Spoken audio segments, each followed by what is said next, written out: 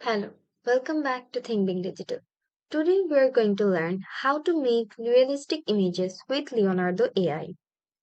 So first just navigate to your Leonardo AI website or app, then go to image generation.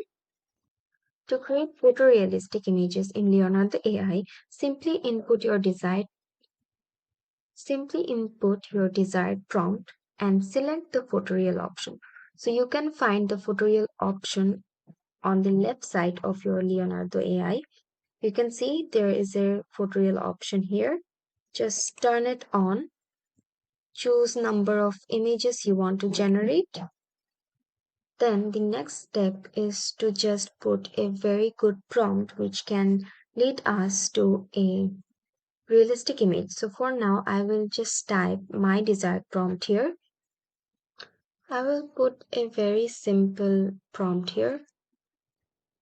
Asian people hiking greenery around. And then if you turn on photoreal, your style will be automatically go to cinematic. So I don't have to change it here. Now just tap on generate and wait for some few seconds.